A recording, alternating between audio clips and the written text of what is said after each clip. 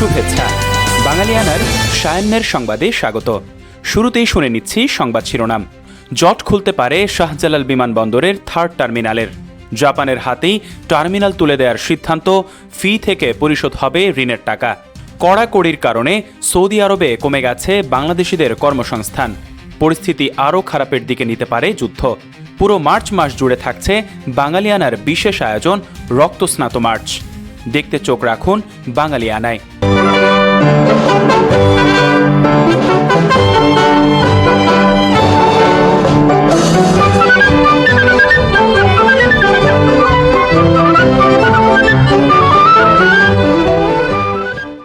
বাংলার ইতিহাসের সবচেয়ে রক্তাপ্লুত সময় মার্চ 1971। একই সঙ্গে এই মার্চই ইতিহাসের স্বর্ণোজ্জ্বল সময়। একদিকে মুক্তির আকাঙ্ক্ষায় বাংলার মানুষের গগন বিদারী উন্মাতাল স্লোগান, অন্যদিকে পাকিস্তানি হায়নার নৃশংস বর্বর গণহত্যার প্রস্তুতি।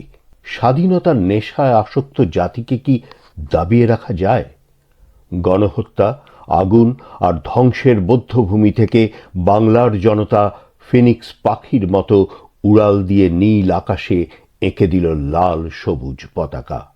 মুক্তির আকাঙ্ক্ষায় উদ্বেলিত জনতার সংগ্রামমুখর ঘটনাবহুল 1971-এর মার্চ নিয়ে বাঙালিয়ানার প্রতিদিনের আয়োজন রক্তস্নাত মার্চ। স্বাধীনতার ক্ষণগণনায় আজ 7ই মার্চ 1971, রোববার। বঙ্গবন্ধু শেখ মুজিবুর রহমান বিকালে ঐতিহাসিক রেসকোর্স ময়দানে লক্ষ লক্ষ জনতার অভূতপূর্ব সমাবেশে ভাষণ দেন। 26 মিনিটের ঐতিহাসিক ভাষণে বঙ্গবন্ধু ঘোষণা করলেন, এবারের সংগ্রাম আমাদের মুক্তির সংগ্রাম, এবারের সংগ্রাম স্বাধীনতার সংগ্রাম। বেলা 3:15 শেখ মুজিবুর রহমান সভাস্থলে এসে উপস্থিত হন। সফেদ পাজামা পাঞ্জাবি ও কালো কোট পরিহিত শেখ মুজিব মঞ্চে এসে দাঁড়ালে বীর জনতা জয় বাংলা স্লোগানের মধ্য দিয়ে তাকে অভিনন্দন জানান। প্রত্যেক ঘরে ঘরে দুর্গ গড়ে তোলো, তোমাদের যা কিছু আছে তাই নিয়ে শত্রুর মোকাবেলা করতে হবে। ঘোষণা দিয়ে শেখ মুজিব বলেন, রক্ত যখন দিয়েছি রক্ত আরও দেব, এদেশের মানুষকে মুক্ত করে ছাড়ব ইনশাআল্লাহ। বক্তৃতাকালে জনতার কণ্ঠে মুহুর্মুহু উচ্চারিত হয় স্লোগান, জাগো জাগো বাঙালি জাগো, পাঞ্জাব না বাংলা, বাংলা বাংলা, তোমার আমার ঠিকানা পদ্মা মেঘনা যমুনা, তোমার নেতা আমার নেতা শেখ মুজিব শেখ মুজিব, বীর বাঙালি অস্ত্র ধরো, বাংলাদেশ স্বাধীন করো। বঙ্গবন্ধুর গুরুত্বপূর্ণ ভাষণ রিলে করা হবে। এই ঘোষণার পর সারা বাংলায় শ্রোতারা অধীর আগ্রহে রেডিও স্ট্রেট নিয়ে অপেক্ষা করতে থাকেন। কিন্তু শেষ মুহূর্তে সামরিক কর্তৃপক্ষের নির্দেশে বঙ্গবন্ধুর ভাষণ সম্প্রচার বন্ধ করে দেওয়ার প্রতিবাদে ঢাকা বেতারে কর্মরত বাঙালি কর্মচারীরা কাজ বর্জন করেন এবং বিকেল থেকে ঢাকা বেতার কেন্দ্রের সকল অনুষ্ঠান প্রচার বন্ধ হয়ে যায়। বেতার কেন্দ্রটি অচল হয়ে পড়ে। সামরিক শাসক গভীর রাতে ঢাকা বেতারে বঙ্গবন্ধুর ভাষণের পূর্ণ বিবরণ প্রচারের অনুমতি দিতে বাধ্য হয়। এবার অন্যান্য সংবাদের সঙ্গে বিস্তারিত। ঢাকার হযরত শাহজালাল আন্তর্জাতিক বিমানবন্দরের তৃতীয় টার্মিনাল বিপুল ব্যয়ে নির্মাণ করা হলেও পরিচালনা নিয়ে জটিলতার কারণে 3 বছর ধরে অব্যবহৃত রয়েছে। অবশেষে পরিচালনা সংক্রান্ত জট খুলতে শুরু করেছে। এ বিষয়ে আলোচনা করতে ঢাকা আসছে জাপানের একটি কারিগরি দল। আগামী 11 মার্চ তাদের সঙ্গে তৃতীয় টার্মিনাল নিয়ে বৈঠক হবে। জাপানের প্রতিনিধি দলের সফরের বিষয়টি নিশ্চিত করেছেন বেবি চকের সদস্য এয়ার কমোডোর আবু সাইদ মেহবুব খান। তিনি জানান, সফরকালে বৈঠকে তৃতীয় টার্মিনাল দ্রুত চালুর বিষয়টি অগ্রাধিকার পাবে। পররাষ্ট্র মন্ত্রণালয়ের এক কর্মকর্তা নাম প্রকাশ না করার শর্তে বলেন, জাপানকে তৃতীয় টার্মিনাল পরিচালনার জন্য সবুজ সংকেত দেয়া হয়েছে। এ পরিপ্রেক্ষিতে বৈঠক করতে তাদের কারিগরি দল ঢাকা আসছে। তবে তারা বিভিন্ন সেবার ফি আদায়ের বিষয়ে আগে যে প্রস্তাব দিয়েছে তা নিয়ে নতুন করে দর কষাকষি করা হবে। তাদের দেওয়া আগের প্রস্তাবে যাত্রীদের খরচ বাড়বে এবং সরকারেরও বাড়তি খরচ হবে। ওই কর্মকর্তা জানান, বর্তমান সরকার শ্রীলঙ্কার হাম্বানটোটা আন্তর্জাতিক সমুদ্র বন্দরের মডেল অনুসরণ করতে চাচ্ছে। অর্থাৎ জাপান সুনির্দিষ্ট সময় পর্যন্ত এ টার্মিনাল পরিচালনা করে ঋণের অর্থ তুলে নেবে। এতে সরকারকে এর পেছনে আলাদা করে ব্যয় করতে হবে না।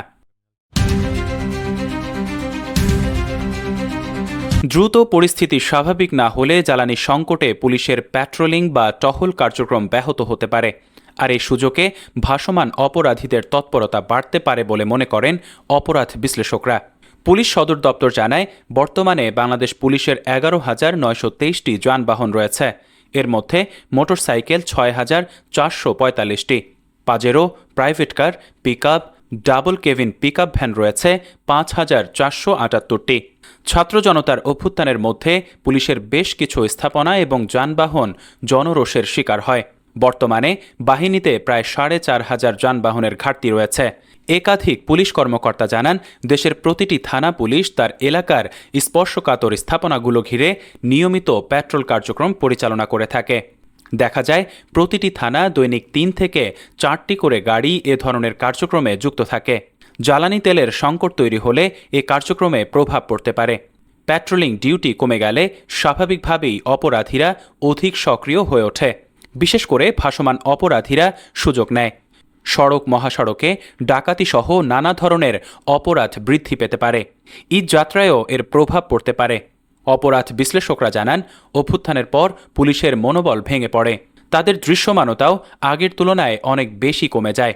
এ সুযোগে নানা শ্রেণীর অপরাধীরা সক্রিয় হতে থাকে। পরবর্তী সময়ে বেশ কিছু পদক্ষেপ গ্রহণের মধ্য দিয়ে পুলিশকে কিছুটা সক্রিয় করা গেলেও তা প্রয়োজনের তুলনায় খুবই কম। এমন পরিস্থিতিতে জ্বালানি সংকটে পুলিশের টহল কার্যক্রম কমে এলে বড় ধরনের বিপর্যয় তৈরি হতে পারে। বাংলাদেশের বৈদেশিক কর্মসংস্থান ও রেমিটেন্সের প্রধান উৎস সৌদি আরব কর্মী নিয়োগের ভিসা ইস্যু কমিয়ে দিয়েছে। দেশটিতে যাওয়ার পর কর্মীরা প্রতিশ্রুতি অনুযায়ী কাজ বা কাজের অনুমতিপত্র ইকামা পাচ্ছেন না। এমন অভিযোগের প্রেক্ষাপটে এই কঠোর পদক্ষেপ নেওয়া হয়েছে। খাত সংশ্লিষ্টরা বলছেন, গত মাসে জমা পড়া কয়েক হাজার আবেদন বাতিল করেছে সৌদি আরবের মানব সম্পদ ও সামাজিক উন্নয়ন মন্ত্রণালয়। অনেক নিয়োগকর্তা শ্রমিকের প্রকৃত চাহিদা না থাকা সত্ত্বেও জালিয়াতি করে ভুয়া চাহিদাপত্র জমা দেওয়ায় কর্তৃপক্ষ এই সিদ্ধান্ত নিয়েছে।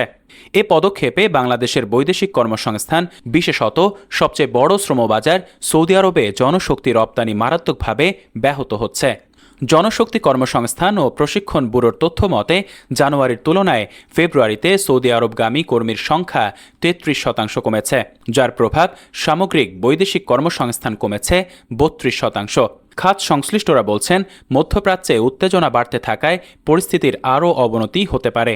এতে নতুন কর্মীর চাহিদা কমে যাবে। ফেব্রুয়ারির প্রথম 5 দিনে বাংলাদেশ থেকে 13,661 জন কর্মী সৌদি আরব গিয়েছিলেন, অথচ চলতি মাসের একই সময়ে এই সংখ্যা কমে দাঁড়িয়েছে মাত্র 5,474 জনে। আজ থেকে 55 বছর আগে ঢাকার এক ঘোড় দৌড়ের মাঠে উচ্চারিত হয়েছিল বাঙালির মুক্তির বারতা। এক মহিরুহ সম ব্যক্তি এক আঙ্গুলি হেলনে পুরো জাতিকে দিয়েছিলেন মুক্তির আশ্বাস। কিন্তু 55 বছর পর কাঙ্ক্ষিত মুক্তির ঠিক কতটা অর্জন হলো, এ নিয়ে থাকছে বাঙালিয়ানার এক বিশেষ প্রতিবেদন। দেখতে ক্লিক করুন আই বাটনে। পারস্য উপসাগরীয় অঞ্চলে মার্কিন ক্ষেপণাস্ত্র প্রতিরক্ষা ব্যবস্থাকে দিক নির্দেশনা দেওয়ার জন্য অত্যন্ত গুরুত্বপূর্ণ একটি রাডার ব্যবস্থা ধ্বংস করে দিয়েছে ইরান। $30 কোটি মূল্যের এই রাডারটি ধ্বংস হওয়ায় ভবিষ্যতে এই অঞ্চলে হামলা ঠেকানোর সক্ষমতা বড় ধরনের ঝুঁকির মুখে পড়তে পারে। মার্কিন এক কর্মকর্তা এমন তথ্য জানিয়েছেন। সিএনএনের প্রতিবেদনে বলা হয়, বাণিজ্যিক স্যাটেলাইট থেকে পাওয়া ছবিগুলো দেখাচ্ছে যুদ্ধের শুরুর দিনগুলোতে জর্ডানের মুয়াফফাফ সালতি বিমান ঘাঁটিতে মার্কিন থার্ড ক্ষেপণাস্ত্র প্রতিরক্ষা ব্যবস্থায় ব্যবহৃত একটি আরটিএক্স কর্পোরেশনের NTPY-2 রাডার এবং এর আনুষঙ্গিক সরঞ্জাম ধ্বংস করা হয়েছে। পরে একজন মার্কিন কর্মকর্তাও থার্ডের প্রতিরক্ষা সরঞ্জাম ধ্বংস হওয়ার বিষয়টি নিশ্চিত করেছেন। ফাউন্ডেশন ফর ডিফেন্স অব ডেমোক্রেসিজের সামরিক ও রাজনৈতিক শক্তি কেন্দ্রের উপপরিচালক রায়ান ব্রবোস্ট বলেন, যদি ধ্বংসের বিষয়টি সত্যি হয়ে থাকে তবে থার্ড রাডারের উপর এই হামলা হবে ইরানের অন্যতম সফল আক্রমণ। ইরান ইসরায়েল যুদ্ধের 8ম দিনে এসে মধ্যপ্রাচ্যের দৃশ্যপট দ্রুত পাল্টে যাচ্ছে। ইরানকে গুড়িয়ে দেওয়ার পরিকল্পনা করা হলেও দেশটি অদম্য স্থিতিস্থাপকতার পরিচয় দিয়ে এখনও অটল রয়েছে। এমনকি যুদ্ধের মধ্যেও ইরানের অভ্যন্তরীণ জনসেবা ও অর্থনৈতিক অবকাঠামো সচল থাকা শত্রুপক্ষের ভবিষ্যৎ পরিকল্পনাকে অনিশ্চয়তার মুখে ঠেলে দিয়েছে। আঞ্চলিক শক্তিগুলো প্রত্যক্ষ ও পরোক্ষভাবে ইরানের পাশে দাঁড়ানোর ইঙ্গিত দেওয়ায় যুদ্ধটি এখন বৃহত্তর রূপ নিচ্ছে। অন্যদিকে ওয়াশিংটনের ভেতরেই এই যুদ্ধকে লক্ষ্যহীন ও ব্যয়বহুল বলে সমালোচনা শুরু হয়েছে। বিশ্লেষকদের মতে ইরানের এই টিকে থাকার সক্ষমতা ও পাল্টা আঘাত হানার সামর্থ্য দীর্ঘমেয়াদে মধ্যপ্রাচ্যে ভূ রাজনৈতিক সমীকরণ চিরতরে বদলে দিতে পারে। এদিকে মধ্যপ্রাচ্যে মোতায়েনকৃত মার্কিন সামরিক বাহিনীর উপর নিখুঁত হামলা চালাতে ইরানকে গোপন গোয়েন্দা তথ্য দিয়ে সহায়তা করছে রাশিয়া। মার্কিন সংবাদ মাধ্যম দ্য ওয়াশিংটন পোস্টের প্রতিবেদনে দাবি করা হয়েছে, রাশিয়ার অত্যাধুনিক গোয়েন্দা সক্ষমতা ব্যবহার করে ইরান মার্কিন যুদ্ধজাহাজ ও বিমানের অবস্থান শনাক্ত করছে। গত রবিবার কুয়েতে ড্রোন হামলায় 6 মার্কিন সেনা নিহতের নেপথ্যেও রুশ তথ্যের বড় ভূমিকা ছিল বলে ধারণা করছেন বিশ্লেষকরা। এদিকে পারস্য উপসাগরে প্রিমা নামের একটি তেলবাহী ট্যাঙ্কারে ড্রোন হামলা চালানোর কথা জানিয়েছে ইরানের ইসলামী বিপ্লব রক্ষা বাহিনী IRGC। দেশটির আধা সরকারি বার্তা সংস্থা তাসনিম লিখেছে, হরমুজ প্রণালীতে চলাচল নিষিদ্ধ এবং এলাকাটি অনিরাপদের বিষয়ে IRGCর বারবার দেওয়া সতর্কতা উপেক্ষা করার পর এই হামলা চালানো হয়। মেরিন ট্রাফিক ওয়েবসাইটের তথ্য অনুযায়ী তেল ও রাসায়নিকবাহী ট্যাঙ্কার প্রিমা মাল্টার পতাকা নিয়ে চলাচল করছে।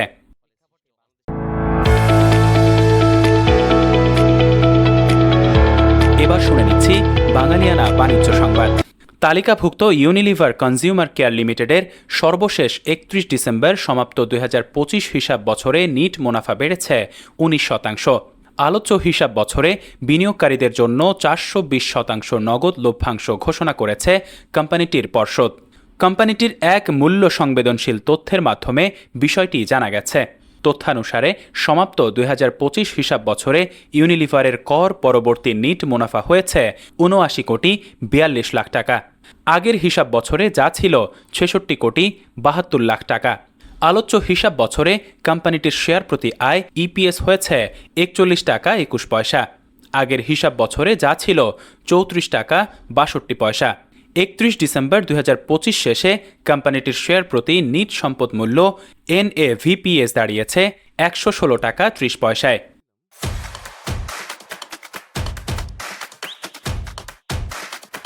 এবার শুনে নিচ্ছি বাঙালিয়ানা ক্রীড়া সংবাদ। মেজর লিগ সকারের বর্তমান চ্যাম্পিয়ন হিসেবে হোয়াইট হাউসে রাজকীয় সংবর্ধনা পেল ইন্টার মায়ামি, কিন্তু সব আলো কেড়ে নিলেন একজনই, লিওনেল মেসি। ট্রফি জয়ের উৎসবে মার্কিন প্রেসিডেন্ট ডোনাল্ড ট্রাম্পের মুখোমুখি হয়ে এক অদ্ভুত অভিজ্ঞতার শিকার হলেন আর্জেন্টাইন ফুটবল। পেলে নাকি মেসি সেরা, এই প্রশ্নটি সরাসরি মেসির দিকে ছুড়ে দিলেন ট্রাম্প। কথোপকথনের এক পর্যায়ে ট্রাম্প হঠাৎ পেলের প্রসঙ্গ টেনে আনেন। তিনি বলেন, আমার হয়তো এটা বলা উচিত নয়, কারণ মানুষ বলবে আমি বুড়ো হয়ে গেছি, কিন্তু আমি পেলেকে খেলতে দেখেছি। এরপর সরাসরি মেসির দিকে তাকিয়ে তিনি যোগ করেন, পেলে দারুণ ছিলেন, কিন্তু তোমাদের মধ্যে কে সেরা? তুমি? আমার তো মনে হয় তুমিই সেরা। তবে তিনিও খুব ভালো ছিলেন, তাই না? বাঙালিয়ানার সায়ান্নের সংবাদ শেষ হলো। ধন্যবাদ।